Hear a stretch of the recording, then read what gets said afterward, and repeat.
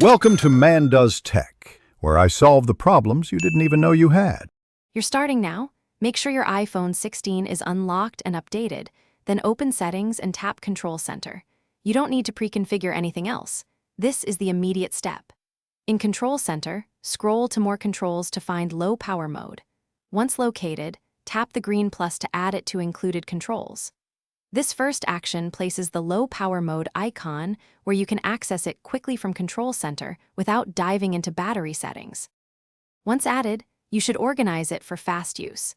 Go back to included controls and drag the Low Power Mode handle to a prominent position. Make sure it's near the top so you reach it with one hand. Now swipe down from the top right corner to open Control Center and confirm the icon appears. Tap it once to enable Low Power Mode. Tap again to disable.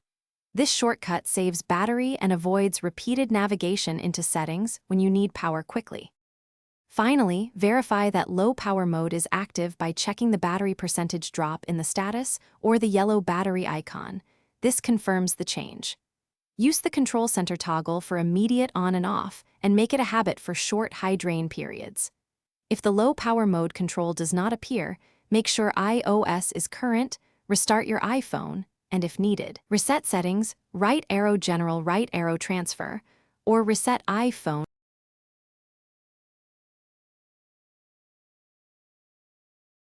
Thanks for watching.